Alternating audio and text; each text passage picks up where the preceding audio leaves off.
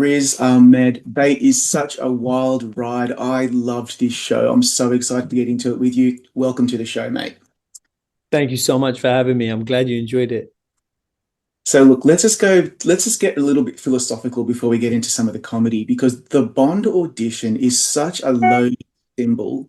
It's not just success, but a very specific idea of like British identity and who gets to embody it. So what did 007 represent when you were developing the show?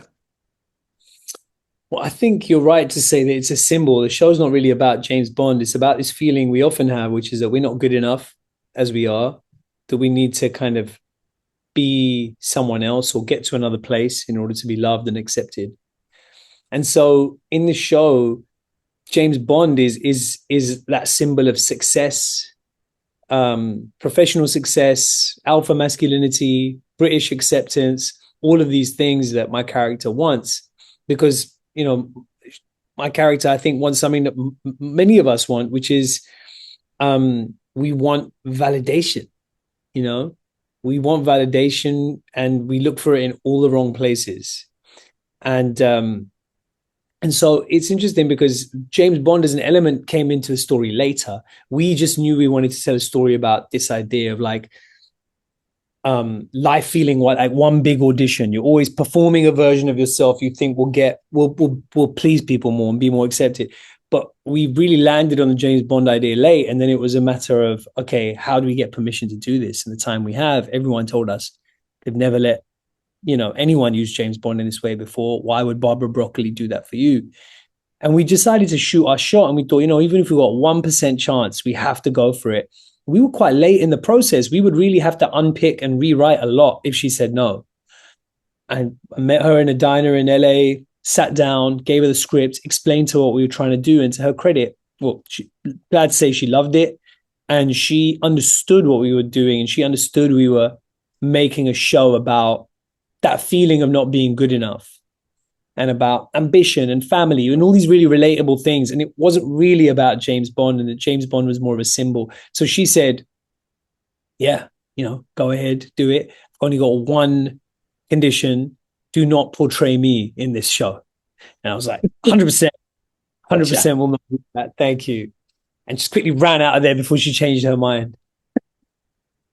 It's very telling that she agreed, because when you watch the show, you can see what you're trying to go for, and honestly, you really nail it. It's so good. Look, this is a kind of related question, but there's an early moment where Shah is mistaken for Dev Patel, and I'm sure it's talked about all the time. I just found that so funny. It's such a great gag, but there's a real sting to it. What were you aiming for with that beat? Well, it's a couple of different things, actually. First of all, so much of the show is pulled from my own direct life experience. And the reason I did that is because I wanted to try and do something that felt a bit scary for me. As an actor, we're always hiding behind these masks. And I thought, actually, if I really want people to connect to this, I've got to make it as honest as possible. Because it's not about being an actor. As you said, it's not about James Bond. It's about these very relatable feelings of being not good enough and feeling messy and vulnerable and chaotic. So I said, if I want that to shine through, I have to just make it as honest as possible. And that is something that honestly happened to me. And it happens to me every now and again. You know, it was funny. I was at one point, even at the BAFTAs, we got mixed up together. He was up for an award, and a big fashion brand put up a photo of me and said, "Congrats to Dev Patel." And so I wanted to just draw on that, that the honesty of that experience and that race blindness that can sometimes kind of, people can experience, which doesn't feel great. There's also two other things. One is that I'm just a huge fan of Dev's. I love that he's telling his own stories. I love that he's telling them on his own terms. And that is, a bit of an Easter egg. Like, that's what the show's about. Do you lean into who you are? Or do you try not ask for a seat at the table? Or do you make your own table? Well, Dev represents someone who started doing that now. And the other thing is, Dev's from the same neighborhood, man. He's from the same part of London, Northwest London, representing. We have Jay Paul, Jay Shetty, and Jay Sean, all the There's Jays so many from J's. Northwest London, and Dev Patel, myself. We're all from that very particular pocket of Northwest London that the show is set in. So there's also a shout out to that. I love the shout out. And by the way, as an aside, I love Dev Patel. He does the best Australian accent on planet Earth, and I will take that to my grave. It's incredible. Great. But that's not what this interview is about. Also, like this is not your first rodeo. You're often quite involved creatively in your projects. So in this show, you're wearing a lot of hats. I joked to your colleague Ben Carlin that you might have even been doing craft services. We're not 100% sure about that. I checked IMDb. You're not on there. But both behind the scenes and on screen, you seem to be really in the pocket. What do you most value about being involved in shaping the story as well as performing it? Oh man, you know, it's such a privilege to be able to kind of tell a story that's so personal to you and to have that supported and enhanced by such an incredible creative team, and then have other people relate to it and people feel like, oh no, that's not just your family, that's my family. That didn't just happen to you, that happened to me. And so what I think I really valued was reconnecting with what the heart of story is, which is about reaching inside yourself to try and find something as personal as possible and having that connect with someone else's personal experience. I think that was a real realignment for me. You know, story is a lot of things. It's sometimes entertainment, sometimes education, but I really believe there's something kind of really connecting and healing about it when you dare to make it this personal. And so I think it was that. I think it was, it's a story about someone who's searching for their authenticity, right?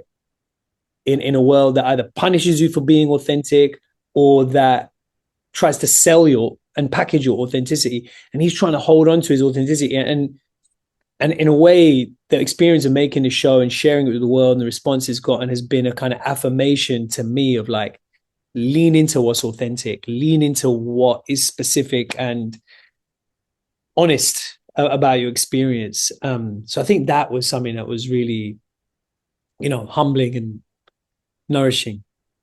Absolutely. There's a moment actually where Shah is he's really getting to breaking point, and he wants to ensure that people understand that his people are not worthless.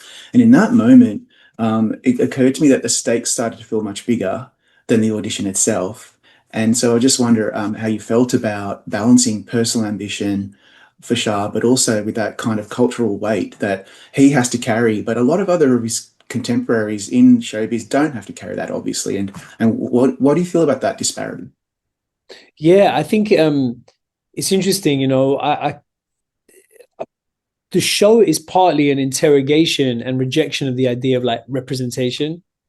I'm part of a cohort of people who came into the business kind of like talking about it, asking for it, because it's a really important starting point, but it can't be an end in itself. Being in a room is meaningless if the room just changes you and you don't have an opportunity to change the room. And so that's what the show is kind of looking at as well, among many other things. As you can see, we threw every theme we could into this show. We didn't want to hold back. And it's interesting because I think the kind of representation I'm most interested in now is this idea of like, how honestly do we represent ourselves? So much of Shah's journey is about someone who's projecting one idea of himself, but that's not who he really is. Here's who he thinks people want him to be. Here's who he thinks he should be or he needs to be, versus just the honesty of who he is. He feels as though it's not good enough. So I'm really interested in that gap between your public and private self. In fact, one person told me, the gap between your public and private self is how much shame you carry. I think that's Yeah, a really yeah, powerful idea. And I think like we can all relate to that because we all have this avatar version of ourselves, right? With social media or LinkedIn or even a Zoom call, and I think there's something interesting about trying to close that gap between your public and private self. And so I'm thinking a lot less about how do I represent others. I'm thinking how can I represent myself as honestly as possible. And if I can do that, maybe that would be liberating for people. absolutely. That's really deep. That's why this show is so good. It's so funny and yet so razor sharp and so deep. There's a few really funny moments I also want to talk about. So, like the apology videos are so brutal. What were you trying to capture about the ritual of public apology?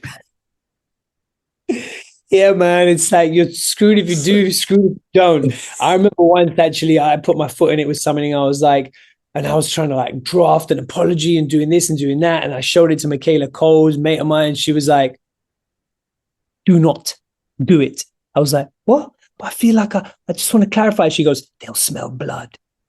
She goes, they'll smell blood. She Yes. goes, blood in the water. Like kind of like a wise kind of like, well, she Yeah. disappeared and don't do it. And I was like, you're right. So I think it's something really interesting. When you're trying to please everyone, you just end up chasing your tail, right?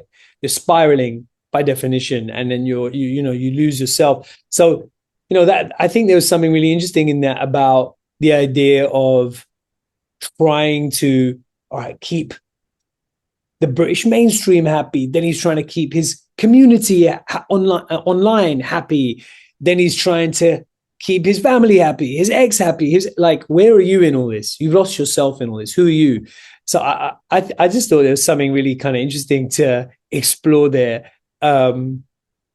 Yeah, and Yeah. I don't know if there's any world in which doing those things doesn't just add fuel to the fire.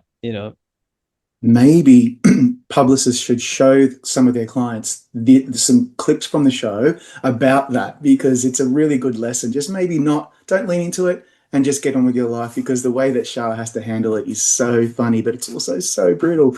Okay, there's one moment where a pig's head screams out, "Eid Mubarak, bitch!" And I swear to you, after I was screaming laughing, I texted all of my closest mates. So good. Who happened to be Muslim? I'm like, guys, you need to watch this show right now because you're going to be pissing yourself laughing. Okay, so the pig's head, Patrick Stewart. That's a very bold swing. It's absurd, but it's also a really pointed internal voice for this character, I suppose. What was behind the choice and why Patrick Stewart? Oh man, thank you for. I'm so glad you responded to it. It's definitely one of our really big swings. Just like doing the James Bond thing was a big swing. We weren't sure if we could pull it off. We wanted to find a way of dramatizing this critical inner voice because yes, the critics outside are a thing for all of us. We all live in a kind of troll culture, unfortunately. But what's really dangerous is the voice in your own head and how you internalize that criticism. And I've always had a very strong critical inner voice, man. I remember when I won my Oscar, by the time I'd sat back down and sat in the auditorium, it was like the Oscar was like making fun of me. It was so weird. It was like, it's never good enough. It's like, you're not good enough. You're doing rubbish. What is that? It's pathetic. I had this a lot better with it now. And so I wanted to dramatize this idea that it's like, if this is a spy thriller about self-love. This is like Mission Impossible if the impossible mission is feeling good about itself. Do you know what I mean? And so how do we dramatize that critical inner voice? Well, of course, it should be the hate symbol that is delivered to his parents' house. And then we go, all right, who should voice it? And we saw, well, it's got to be an actor good enough to make my character feel insecure about his acting. It's got to be someone who's unimpeachably part of the British kind of establishment and iconic, and someone who can be really funny but has a gravitas. That's a very short list, man. Yeah. And so we went to Patrick Stewart again, just on a wing and a prayer, like we did to Barbara Broccoli, thinking, is he going to ever do this? I don't know. To his credit, he said he just never read anything like this, never been asked to play anything like this, and was such an incredible sport. Just sitting with him, explaining to him British slang words like pussy hole or Urdu swear words that we had him saying and all this kind of stuff. He really brought that whole thread to life, which, as you said, it kind of goes to the heart of the show, really, in a way that's hopefully unexpected for everyone. It was unexpected for me that he said yes, so I'm hoping it's unexpected for viewers. It was very unexpected, but by God, it works. And of course, if you're a Trekkie like me, man, it was just like, it was heaven. Yeah. And you know what? It's so refreshing, man, to hear that someone who has an Oscar in their hand will still get imposter syndrome because we all have that. We're all human beings at the end of the day, right? All have it. And we Yeah, all it's live in a society and live in a culture that's about doing more, having more, being more. And that is, by definition, makes us feel like we're not enough. Yeah. Always. Absolutely. Always. And it's like your brain gets into this cycle, into this pattern of, if this show had a subtitle, it would be called too much and not enough. You know, it's like when you feel like you're not enough, that's when you do too much. It's when you start overcompensating. It's when you get into this mess and you lose yourself. Um, and Yeah. um, and so yeah, like it's something that was an important part of the show. We wanted to like explore and do it in a fun way, because I feel like the main way through all of this psychological mess and shame and imposterdom is laughter. You know, Yeah. when I've been able to really let go of my most embarrassing moments, it's when I've been able to laugh about it. When I've been able to tell it to someone else as a funny story. You won't believe what nonsense I did, man. Check this out. Then that's healing. That's like, okay, I've moved through the shame and it's funny. It's an unexpected joy in life was my own humiliation. Great. Let's do that dance. And that's what the show has kind of grown from in a way. That Yeah. way of Absolutely. You know, like actually it's like therapy and healing and you take your power back. You have to. Otherwise you're just powerless for the rest of your life, which is awful. I want to talk about the cast. One more question about the cast because they're all so strong. But Guz Khan, man, I was like immediately going onto IMDb. I'm like, who is this guy? He is so good. He is so funny. Yeah, he's like one of our most kind of beloved stand-up comedians in the UK. He's kind of a familiar face on TV shows and panel shows and that kind of stuff in the UK. I met Guz 20 years ago, and I hadn't realized I'd met him 20 years ago until I was on set with him. I thought I'd met him like 5 years before that. We'd got to know each other as he came into the industry, and we, had a friendship. I'd go to see him perform stand up. I actually wrote the role for him because I know how gifted he is, and I wanted to give him that showcase and to have him elevate our show with his considerable gifts that he might not often have the chance to show and share. Well, I'm on set with him, and he goes, "Dude, do you remember when I first met you?" And I was like, "Yeah, about 5 years ago, something." He's like, "Nah, you met me 20 years ago." I was like, "What do you mean?" He goes, "You might remember this, but," and the story goes like this. Riz, was doing spoken word poetry performance in the city of Coventry, where he is from. Okay. No one wanted to come and see me do spoken word. I'm in the student union of Coventry University. It's empty in there. I take matters in my own hand. I go out, I start flyering people on the streets, start giving out flyers. Would you like to see some spoken word? Would you like to see some? I see a bunch of guys down a dark alleyway. For legal purposes, Guz has asked me to describe this as they were selling tulips. They were Okay. doing a business transaction. They were selling tulips down this dark alleyway. I go down this alleyway and I go, "Hi guys, any spoken word? Would you like to come?" They look at me like, "Who is this alien? This guy trying to do spoken word? We're in the middle of this. You're gonna get killed. Like, what do you do?" And they took pity on me and they came to see me do spoken word.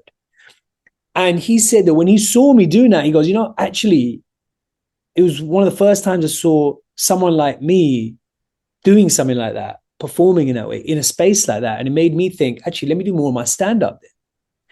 And so that set him further on his journey. And so I say, I take full responsibility for Guz Khan's success because of how crap I was at spoken word that day. He was like, if this fool can do this, I can do that. And so it was like Wow. almost destiny. We had this bromance that goes back 20 years, without even fully realizing it.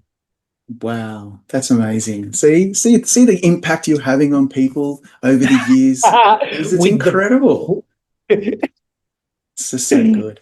Um, at the end, Shah nails the audition, but on his terms when he says the name's Shahjahan, right? So was it always important that the payoff came from redefining the icon as opposed to fitting into it? 100%. We had that ending right at the top before we even started the writers' room. We knew that moment of owning yourself, of self-love, self-affirmation was what we were building towards. And we also knew it was important to be one of the only time that he referred to himself by his full name, of Shah Jahan.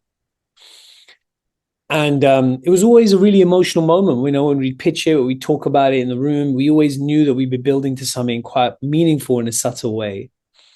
And so, we're bookending the show with these two auditions. There's this audition at the top when you're trying to be someone else, and this audition at the end when you're sharing a part of yourself. And that is kind of where I'm trying to be at right now in my work. Is I want to share a part of myself. I don't want to become someone else for someone else. I want to share part of myself with you, and hopefully that's honest and liberating and connecting and makes people feel like, okay, wow, I can relate to that. That feels authentic, you know? And so yeah, it was a really meaningful moment to like hope to be able to share. And yeah, it's been beautiful kind of seeing people's like response to it. Absolutely, man. Riz, seriously, incredible work on this. You really go there and you nail it. And I'm still thinking about it. So thanks for the chat, and I really appreciate your time. So much, Robert. I really appreciate it. I'm so glad it resonated with you, man.